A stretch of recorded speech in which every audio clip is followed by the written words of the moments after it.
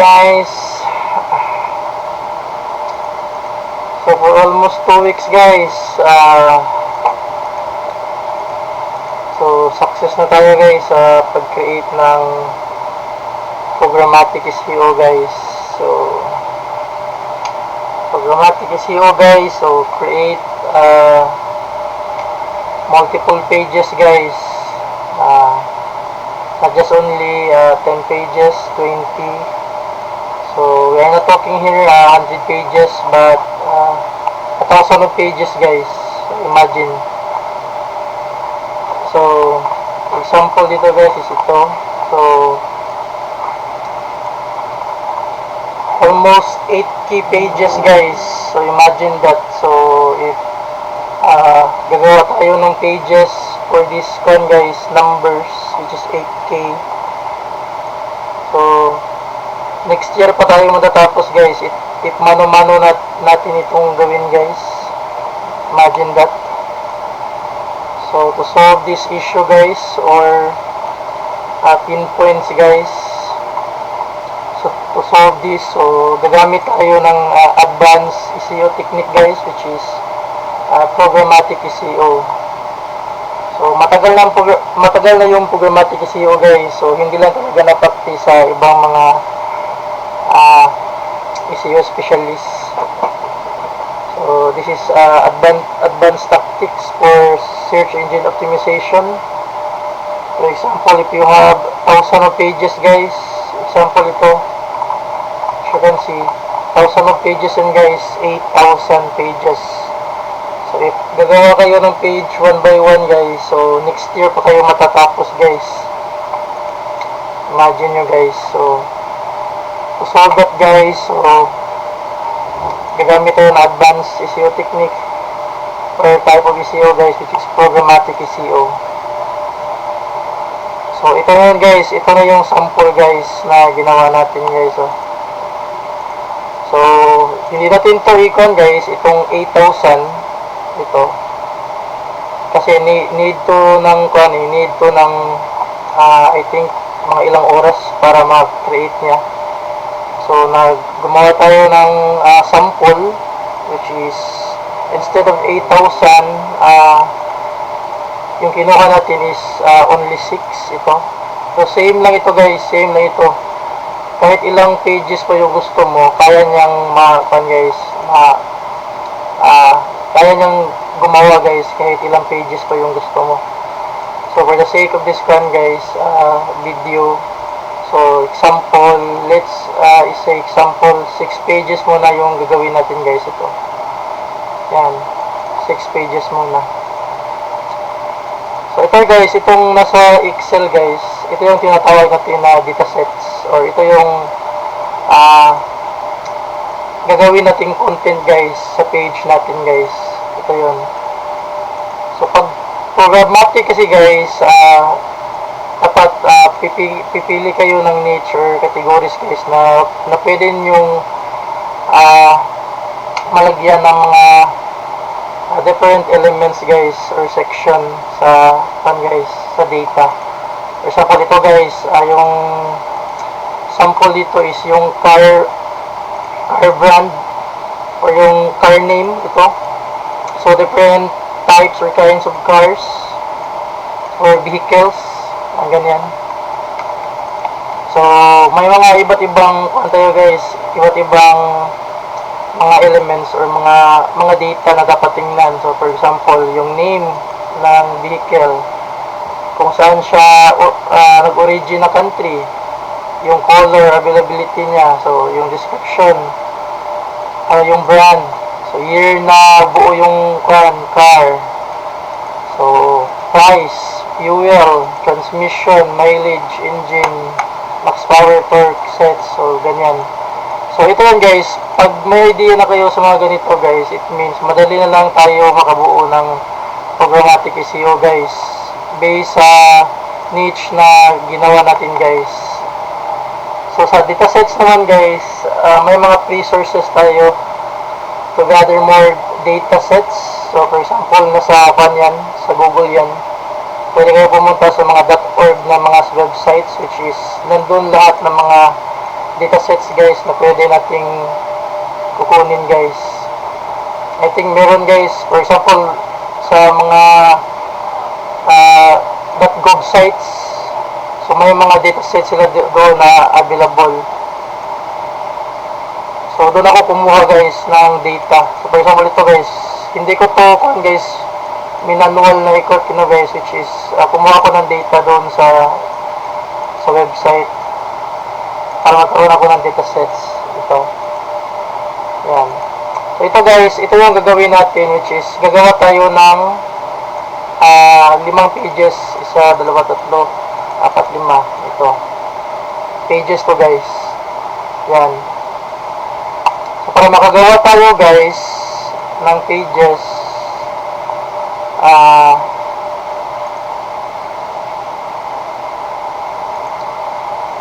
ito yung ginagamit ko ngayon guys is nagsample lang ako ng nag-local host lang ako guys. Ito SAMP yung gamit ko, local host, para makita natin yung guys, if successful ba yung programmatic SEO guys na ginawa natin. Yung ginamit ko is SAMP tapos WordPress. So kung tingnan nyo link, naka-local host pa yan guys. Naka-local host, hindi yan live, local host yan. So nag-install ako ng WordPress, tapos ko mag-install guys. So yung need ko ng mga plugins guys is ito. Dapat meron kayo na plugins na ganito guys. So if may marami naman kayong pera, pwede na itong guys, pwede na itong i-premium lahat guys. So mostly guys, hindi to gagana guys pag hindi premium yung plugins na ginagamit natin, o hindi to gagana. Most especially guys, ito yung WP All Import. So meron akong dito, meron akong Pro version. Yan, ito yung need natin. WP All Import, WP Rank Math, pwede din sa use or pwede din sa Rank Math. So pwede din yan. So WP All Import, ECF, so add-on. Tapos advanced custom fields, ito guys. So ito guys, for the sake of training guys, gumamit tayo ng Elementor kasi hindi tayo marunong mag-coding guys, or gumawa ng website or ng template. So drag and drop lang ang alam natin, which is Elementor. Ito, may Elementor ako, tapos may Elementor Pro. So screenshot na lang ito guys. Ito yung ginagamit ko ng mga plugins guys para ma-success yung programmatic SEO campaign natin guys. So naka-local host lang to, wala, hindi kasi to live na websites, pero same din to guys ng result sa live na websites guys. Ayan, ito need natin, tapos ito datasets, ito yung need natin. So kailangan may datasets tayo guys before you gumawa ng programmatic SEO guys. So yung niche natin guys is car brand or cars or different vehicles. Yan. Ito yung gagawin natin na programmatic SEO guys. Yan. So may datasets tayo. So ito yung requirements, datasets or database ng mga data mo, kung saan ito yung gagawa ng guys, content guys. Ito yung laman ng pages guys. Ito sila. If napansin nyo guys, sa column guys, may name yan. Ito yung tatawagan natin mamaya na fields or data fields. Yan. Mga data fields yan. Tapos, ito yung mga laman niya. Ito. Yan. Different data ito. Tapos ito dito, fields to guys, yung tawag dito. Yan, yung na column. Yung nasa row 1. Oh. As you can see guys, naka-SEO optimize na yan guys. So, kung titingnan natin guys, so ito yung mga natin, yung mga fields. So name, country, color, description, car brand, year. Yan. Image. So kung napansin nyo, may image ako dito. So kinopy ko na to guys. Yan. So yan. So pwede naman guys mag-search tayo dito guys ng mga image. So yan. So may SEO title din tayo dito guys. Yan o, SEO title saka meta description. Ayan. Yan, para pag live ng, or para pag publish ng pages guys, isi-optimize na siya guys. So wala na kayong gagawin, matic na siya guys, optimize na yung pages nyo na mag-create. Yan. Ito guys, working to guys sa lahat ng niche guys na gusto nyo i-programmatic SEO. So for example, may marami naman like mga animals, mga fruits, or mga marami guys. So search nyo lang guys sa ChatGPT. Ito, search nyo lang programmatic SEO niche, mga ganyan. So yan o, madami yan guys. So kung nakanya guys, so best hotels yan in Paris. So Paris, so pwede din sa ibang mga cities, things to do in Barcelona, mga ganyan. Real estate, travel, local services, e-commerce. So lahat guys, I think lahat na kan guys, pwede nyo ma-programmatic SEO guys. As long as marami kayong data na makukuha guys. So, hindi limited sa kan guys. Oo.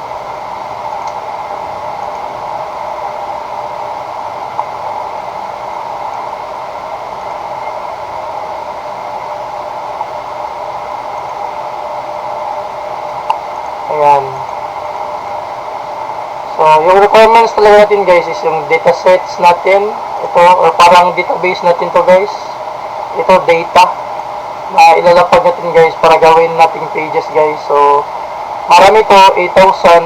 So, yung gagawin ko dito guys is, ito guys, 6 muna guys para maintindihan natin guys. Para maintindihan natin ng maayos guys. Yan, ito yung natin data na need. Yan. Tapos, may mga plugins tayo na in-install. So, Advanced Custom Fields or ECF. Yan.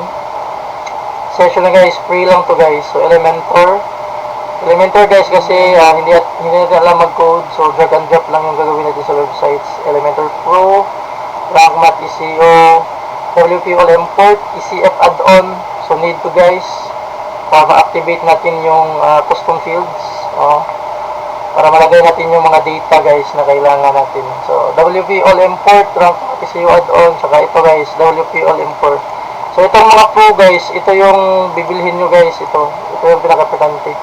WP All Import Pro. Ayan, so next step guys is ito guys, sa ECF, pagkatapos mo ma-install yung plugin, so dito ECF, click nyo lang guys. So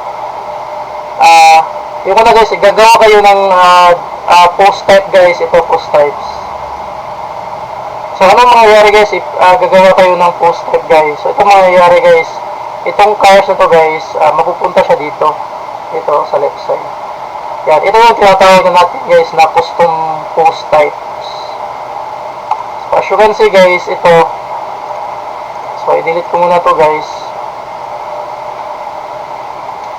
So, itong data naman dito guys, itong data naman dito guys, yan, itong 5.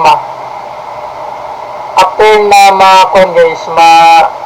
ma-import yung data na to guys, pupunta siya dito guys sa custom post types na cars. Dito siya yung 5. Oo. So, para gawin to guys, yung gagawin dito guys is punta tayo sa post types, tapos add new. So, tingnan dito guys ha. So, for example, bike. Ganyan. So, plural level guys is bikes, singular is bike. Ganyan. Yan. So, libis kan guys, automatic siyang malagyan guys. So, hierarchy, advanced configuration guys. Ito guys, dapat naka-public para makita ng kan guys, ng WP import, tsaka sa WordPress guys. So, hierarchy guys, ito needin to i-on guys, i-on. So, advanced configuration guys. Tapos ito, check nyo to guys, kung ano yung importante dito guys na pwede nyo makita. So, levels, leave as is guys. Visibility guys, yan, nothing to change. So, leave as is. URL guys, ito guys, make sure guys na naka-archive to, naka-on. Yan. On yan guys. Then, so, save changes guys. So, ano mangyayari guys? So, itong ginawa natin na bikes guys, mapupunta yan dito sa kabila. So, you can see, ito yun. Diba? Mapupunta yan dyan guys. So, ayan. So, edit ko muna to. URLs, hindi ito naka-archive eh. Save changes. Ayan. So, yan. Sample na yun guys. Yan. So, after that guys, punta ulit tayo sa ECF. Punta tayo sa field groups. Ito, gagawa tayo ng guys, ng field group guys. So, ito, add new. Ito guys. So, itong field group guys, ito sila guys. Ito yung guys, mga field guys na nandito guys sa natin guys dito. Yan. So, meron akong field group. So, no need ko na itong gawin.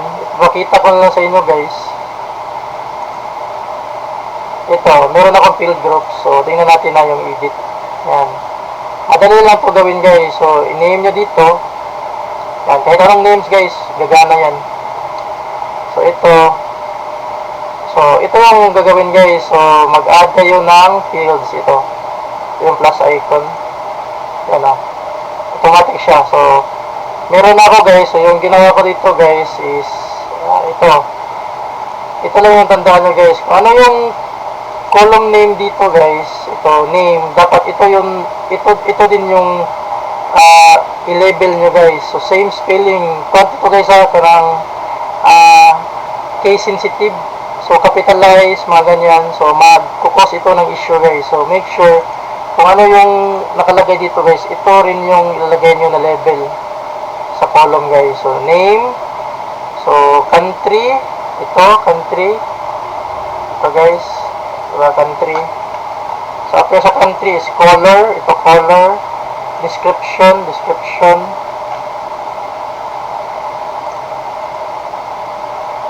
Yan.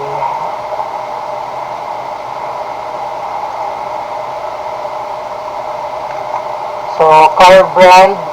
So, ito, car brand, oh. Ayan. Car brand. Tapos, year. So, year. Saan itong year dito, guys?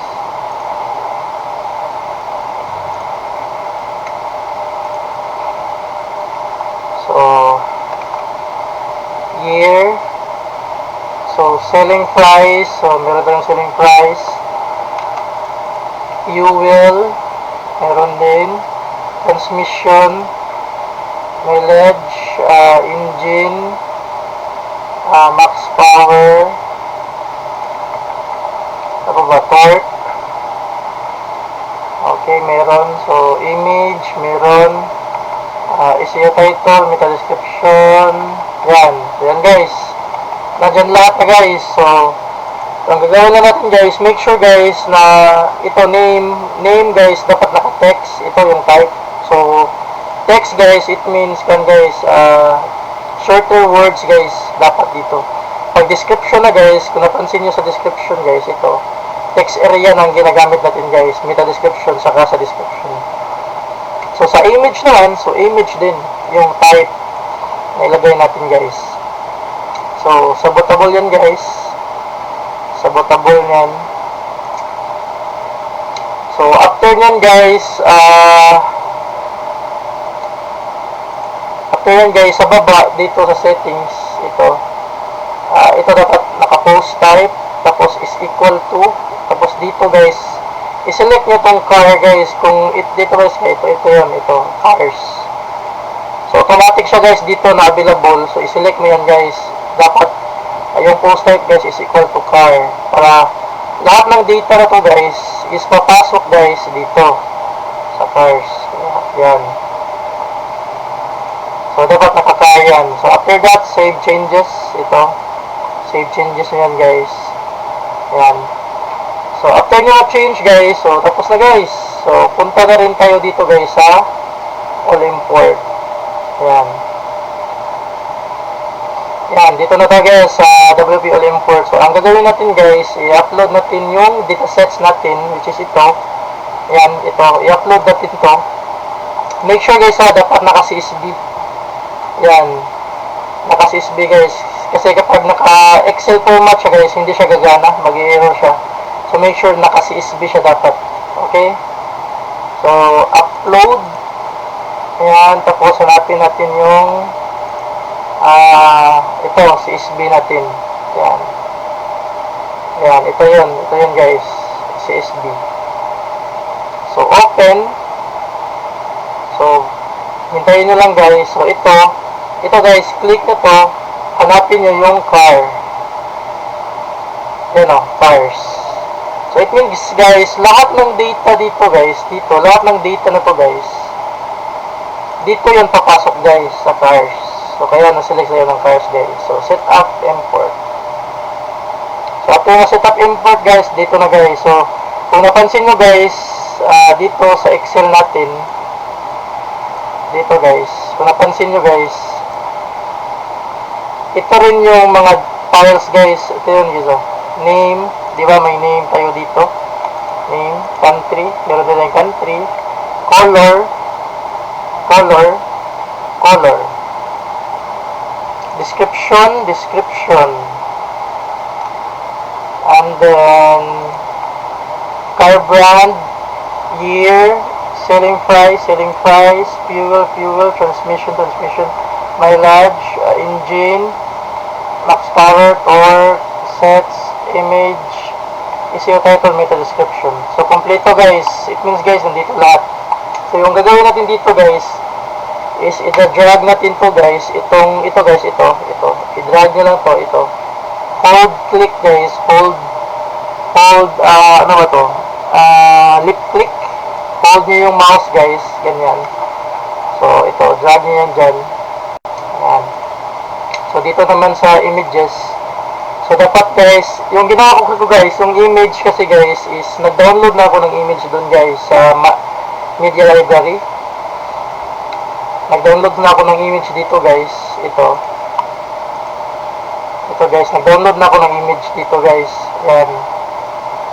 Ito yung URL niya guys. Ito. So, ito yung URL niya guys. Kinopy ko na lang yan. So, nilagay ko na dito guys sa image ko.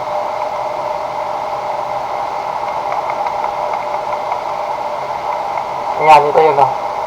Ito yan. Ito yung image guys. Ayan. Ayan, di ba? So, pwede din naman guys, if yung image nyo guys is nasa labas ng website nyo, pwede nyo din yan guys, yung link dito guys, palitan nyo yung link dito.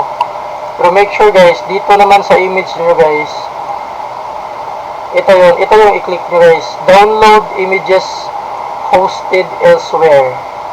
Ayan. Gets nyo guys? Tapos, dapat dito guys, yung link dito guys is, yung link guys, kung saan nyo isinave yung images. Ayan.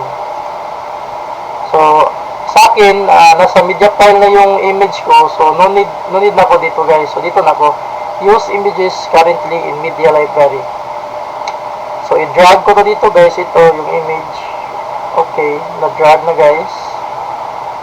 After that guys, pwede natin i-preview and test to make sure guys na gumana yung image natin guys. Ayan. At kung napansin nyo guys, sa test natin guys, ito yun, nakita niya yung image. Yan o. Images was successfully found in media library. So it means goods na tayo dito guys.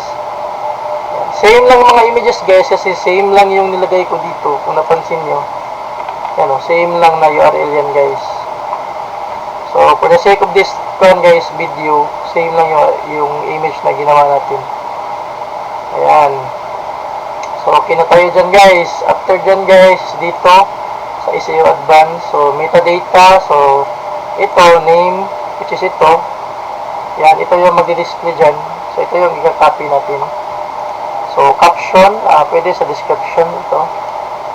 So alt text, so importante guys, alt text ng image guys. So make sure ito yung alt text name niya, ito. Ayan. So ito guys, rank math ECU add-on. So ito yung plugin na in-install natin kanina, yung rank math add-on. Ayan. So, focus key phrase natin guys. Ano yung key phrase natin? So, keyword. So, ito yon. Name. Isa yung title guys. So, meron tayo dito. Isa yung title. Meta description. Ito. So, ito. May option si rank math na pillar ba to or hindi. So, kayo na bahala. I-pillar ba itong page na gawin nyo or hindi. Ayan. So, dito na guys. Advanced Custom Fields Add-on. So, ito yung plugins naman na in-install natin which is ECF add-on. So, wala kayong plugin na ganun guys. So, hindi nyo ito makikita dito. Kaya need nyo i-install to guys. So, ang gagawin natin dito guys, yan, magpo-provide na siya ng field groups. So, ito field groups guys, dito yun guys. Yung create natin kanina, dito, field groups. Yan, cars. So, ito yun. Ito yun guys. Ayan. So, automatic siya na, guys, automatic siya na magpo-provide ng, guys, ng field groups. Based sa, ginawa nyo sa ECF guys. Na field groups. So, ang gagawin nyo guys, click nyo lang yan. So, automatic siya guys. So, kung ano yung nasa field groups nyo guys, dito, ito rin yung lalabas guys. Yan. So, yung gagawin natin guys is, i-drop natin to guys. So, name. So, ito name. Year. Lagyan natin ng year. So, selling price. Fuel. So, transmission. Ito yun. So, mileage. So, ito yun. Engine. Ayan. So, max power. Torque. So, seats. Ayan. Tapos yung image. So, ito yun. So, image guys, search engine through the media library for existing images before importing new images. Ayan. Ito i-select natin guys. Kasi yung images natin guys is nandun na sa media library. So, yung gagawin niya lang is hahanapin niya yung image doon sa media library. So, if makikita niya doon guys, so it means i-display na yan, yung image. If hindi naman, yan, gagawa siya ng bagong upload guys, ito. Yan. Yan, i-check nyo yan guys. So, yan. So, color brand, car brand, yan. Description. So, SEO title. Yan, meta description. Color. Saan yung color? Yan, then country. So, lahat ng data na to guys, lahat ng data na to, ito yung data guys na nasa Excel. Ito yung data. Ito. Sa row 1. Yan. Ito yung data guys. Yan. Ito yun. So, kukunin lang niya lahat yung data guys. Sa CSV file nyo guys. Yan. Kukunin niya lang yung data. Yan. So, that's why guys, if marami kayong data dito guys, kahit 1,000 pages pa yan guys, or 10,000, 20,000 pages guys, automatic guys, ika-capture niya yan. So, yung matagal gawin dito guys is ito. Kung paano tayo gumawa ng datasets. Matatagalan tayo dito guys. Yan. Kung paano natin ito buuin or kunin. Yan. Kasi madaming mga car names eh. Tapos mga brand ng car, ang dami eh. May country pa, ito. So, pwede tayo magpahirap ng EI dito guys. Or, ang sinabi ko kanina, mag-download tayo sa mga .gov ng mga websites guys. Mga datasets, websites. So, madami dun guys. Doon. So, as you can see, may 80 data ko na nakuha. So, free source to guys. So, pwede nyo i-download. Ayan. Yan guys. So, for the sake of this video guys, ito lang yung example na guys. Gagawa tayo ng 6 pages guys. All at once. So, ayan. So, after nyan dito guys, yung next natin gawin guys is ito, continue to import settings. Ayan. So, kung titingnan nyo dito guys, dito sa cars na natin guys, custom post type. So, blanco pa yan guys. So, wala yung laman. 0 cars found. Ayan. after natin dito guys, ma-import natin. After natin ma-import dito guys, tingnan nyo guys ha. Diba? Yan, ito, nabasa niya guys. Nabasa niya. Meron siyang 5 rows. So, 5 rows yung nakita niya guys. So, as you can see guys, 5 rows yan guys. 1, 2, 3, 4. 1, 2, 3, 4, 5. Yan. Hindi to kasali guys kasi field names to eh. So, ito yung rows na nabasa niya guys. So, meron siyang 5 rows. Ito. Ayan. Yan. So, confirm and run import.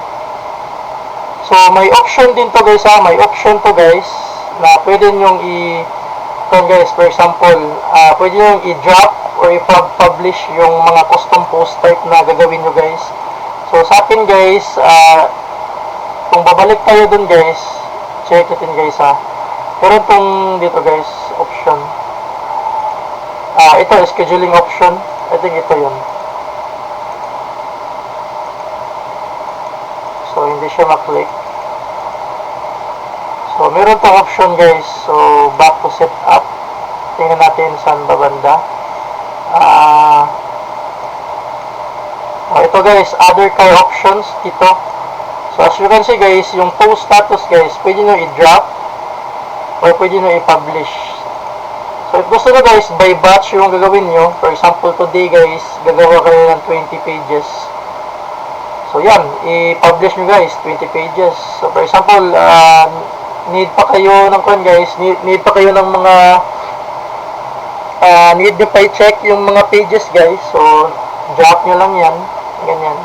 So, sa akin, i-publish natin guys. Kasi 5 lang naman to eh. Yan o. Post log, ito. So, para yung link, yung URL guys, ito yung URL nya guys. Ito. Yan. Ayan. So, continue import settings. Auto detect. So, continue. So, may 5 siyang rows na nakita guys. Ito. So, continue and run import. As you can see dito guys ha, 0 correspond pa yan. So, after natin ma-import yan guys, tingnan natin ulit. So, yan, 0%. So, yan, 100% na guys. Import is complete. 5 records from 111.csv were successfully processed. WP import created. New record. So, tingnan natin, 5 ba yung na-create. So, yan, refresh. Ayan, di ba? Nandito na yung 5 guys.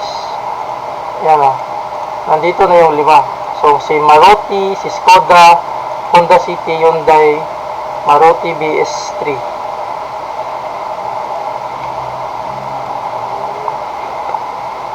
Ayan, di ba? Honda, Hyundai, Maruti CBS3, BDI, Skoda, Rapadi. So, naka-publish. As you can see, naka-publish yan. Ayan. So, ito yung sinasabi ko guys. So, what if guys, itong 8,000 na datasets guys, ilalagay ko dito.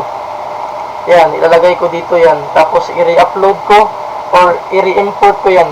So, ano mangyayari guys? So, it means guys, gagawa siya ng, so, ilang pages to guys? 8,129 pages or datasets or data.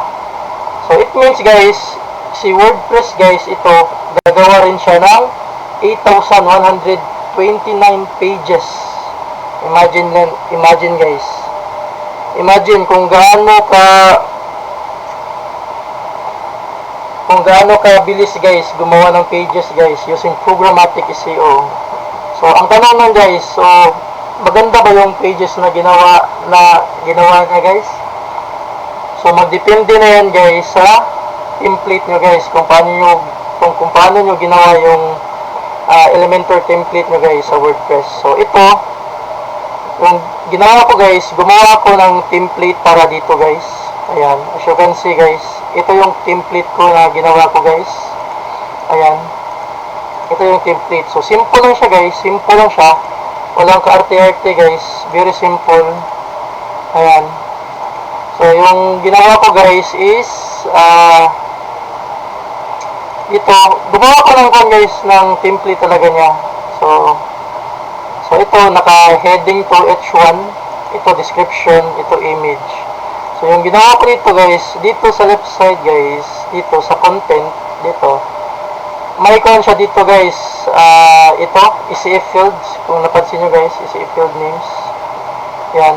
So wala siya dito guys, yan o, ito yung default niya, di ba? Add your heading text here. So para magkaroon to ng laman guys, so ito dapat yung i-display dito is name ng vehicle. So yung gagawin ko guys, tatawagin ko si ECF field name, na dapat ang ma-display dito guys is yung vehicle name. So paano ko yun gawin guys? So dito guys, click ako dito, itong naka-dynamic tags, i-click nyo yan guys. Ayan, tapos hanapin nyo sa baba yung ECF. Yan, ECF fields. Yan, i-click nyo yan guys. Tapos itong key, click nyo itong key. Tapos ito guys, key. Hanapin nyo yung name. Ito. So, ang gagawin nyo dito guys is, kukunin nyo yung name ng vehicle. Di ba? Maruti Swift Desire BDI. Yan o. So, same guys dito. So, ito, dapat yung madi-display dito is yung description ng vehicle. So, same, click ako dito, content. So, ito guys, dynamic tag. So, by default, naka-lorem ipsum yan. So, by default, dynamic tags. Tapos, hanapin ko yung ECF fields. After nyan guys is, i-click ko yung key. Yan. Tapos, hanapin ko yung description. So, sana yung description, ito. Bang. So, as you can see guys, automatic siya guys na populate ng data ng description guys. Kung pupunta tayo sa guys, sa Excel, o sa CSV file natin, di ba ito yun? Name, Maurati Swift Desire BDI, tapos yung description is ito. The Maurati BDI is trusted, di ba? Kinuha lang niya yung data na nandun sa CSV file mo. Di ba? Napakagaling guys. So, automation guys, automatic siya guys. Instead na tayo yung maglalagay dito guys, manually ng data. So, siya na yung gumawa para sa atin guys. So, di ba? Napakabilis guys, gumawa ng page guys, using programmatic SEO. So, dito naman guys, sa right side, same din, content. Di ba? Blanco pa yan. Pag nilagyan ko yan ng dynamic content, yan, hanapin ko yung ECF fields, tapos ito key, i-click itong key, yan, tapos image. Bang, di ba? So, itong guys, element na to is naka-image yan guys ha. As you can see, image yan. Ito, naka-heading, ito. Tapos dito is naka-text editor. Di ba? May tatlong data na tayo guys, na nakuha sa guys. Description, vehicle name, tsaka image. Ito. Di ba? So, ito yung image guys, oh. Kung napansin nyo yan, oh. Yan, di ba? Kinuha niya lang sa media file library. No. Same dito guys, ito. Same din yung ginawa natin guys. Content. Dito, naka-list to, icon list yung ginawa ko dito. Para maganda namang tingnan guys. So, icon list yan. Icon list. So, content. So, dito, i-click yan dito guys. Naka-dynamic din siya guys. So, ECF fields. Yan, ECF car brand. So, as you can see, kung i-click ko yan, so, naka-list item yan. Naka-list item. So, gagamit ako ng dynamic content or dynamic tags. So, car brand. So, ECF. Tapos key, car brand. Ito. O, di ba? Yan. Maruti Suzuki. Yan. So, Suzuki siya guys. So, same dito guys. As you can see guys, itong data na to guys, is galing yan sa kwan guys. Galing yan sa sa CSV file natin guys. So galing yan sa CSV file natin. So car brand, ayan, di ba? Automatic siya na mag-populate ng data. So as you can see, dito yun, no? Ito yung Maruti Dzire BDI. So yung car brand niya is Maruti Suzuki, di ba? Yan. Same din dito guys sa year. Same din yung ginawa natin guys. Content. Click tayo dito guys. So dynamic content tab, ECF fields, click key. Hanapin nyo yung year. Here. O, di ba? Ayan. So ganyan lang guys. Kadali ang buhay guys sa programmatic SEO guys. So kung napansin nyo dito guys, yan, kung napansin nyo dito, nawala siya. So yung gagawin natin guys, dito sa settings, click nyo yan dyan, preview settings, click cars. So click nyo yung M. Ito yun, si Maruti, apply ang preview. So magre-refresh yan guys. Ayan, so yan, di ba? So, same lang yan dito guys. Yung ginawa natin guys. Pinalitan lang natin to ng mga custom data types or fields. Custom data fields.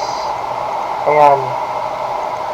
So, kung i-check natin yan dito guys, car brand year 2014, selling price is 45,000. Diba, 45,000. Ito. Fuel is diesel. Yan, diesel. Ano pa? Transmission is manual. Yan, naka-manual siya. Mileage. So, 23.4 kmpl. Engine, 1,248cc. Yan. So, max power, 74 bhp. Torque, 190. Yan. Sets, 5. So, yan. Di ba? So, after nyo guys, i-publish nyo yan. After nyo ma-publish guys, so, automatic yan guys, lahat ng dito guys, lahat ng pages na nandito guys, is yung forma niya guys, is ito. Ito yung forma niya. Ayan. So, as you can see guys, mag-sample tayo guys ha.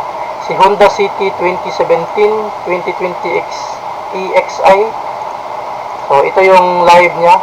As you can see guys, tingnan nyo dito guys, tingnan nyo yung URL guys, very optimized. So, naka-car, tapos name ng vehicle. Name ng vehicle, description, car brand. So, lahat ng details guys nandito. Automatic yan guys. Tingnan nyo guys. So, Hyundai. Tingnan nyo si Hyundai. Diba? Hyundai description, Hyundai, ano ba to? So, Hyundai, yung data niya guys, so ito. Ayan. So, same din guys sa Maruti Swift DVI. Tingnan nyo yan. Same lang. Diba? Ang galing guys. So, it means guys, if itong 8,000 pages na to guys, ilalapag natin dun guys, i-import natin dun guys, ang gagawin ng WordPress guys is mag-create siya ng 8,000 pages guys. 8,000 pages, imagine 8,000 pages in just ilagay natin na in just 3 hours. So sulit na yun guys. So that's why guys, programmatic SEO guys, guys, makakatipid ka talaga guys sa oras. Ayan, so I think dito ka lang matatagalan talaga sa pagkuha ng mga data o pag-clean up ng data guys, dito ka matatagalan. O pag-create mo ng template guys, dito. So I think need mo dito ng designers, designers, pwede. Web developer, kung hindi ka marunong guys, drag and drop. So I think easy naman gawin yung drag and drop ng Elementor. Ayan. Yan. So, make sure lang guys na yung gagawin mo na page guys is mobile friendly yan guys. So sa akin, so hindi ko na chinek yung mobile guys. Dito lang ako nag-check. For the sake of this video guys. Ayan, para madali tayong matapos. Ayan guys. Ayan guys. 6 pages. Yeah, using programmatic ECU guys. If napansin nyo guys. So ito yun. So automatic siya nag-recreate guys ng mga pages. All at once guys. All at once. So ganyan kagaling guys ang programmatic ECU. So imagine guys if may data kayo na ganito kadami guys, magmamanual create kayo dito guys. So next year pa kayong matatapos guys if isa-isa kayong gagawa ng pages guys. Imagine 8,000 pages to gagawin nyo. So with the use of programmatic ECU guys, so from 1 year guys, gagawin lang natin na ilagay na natin na 1 day 8,000 pages in 1 day. So sulit na sulit guys, sulit, masisave talaga yung oras nyo guys, yung resources nyo guys, ganyan. So ang nakaganda dito guys, optimize na itong page guys. So pero dito guys, hindi pa siya na-capture kasi naka-localhost lang to guys. Ayan, hindi pa activated yung kuhan kasi dito guys. Yan. Yan guys. I think pwede, marami pa tayong gawin guys na niche sample for programmatic ECU. So for this one guys, video is, yung niche na guys is about vehicle. So pwede tayo guys mag-create ulit ng video about, for example, sa mga hotels, mga ganyan, restaurants, so mga cities. Yan, kahit ano guys, kahit anong papasok sa kuha nyo guys, sa utak nyo guys, kung ano yung naisip nyo na gawin guys using programmatic ECU guys, pwede yan magawa guys using programmatic ECU. And guys, I hope guys marami kayong natutunan guys for today's video. Thank you so much and have a nice day.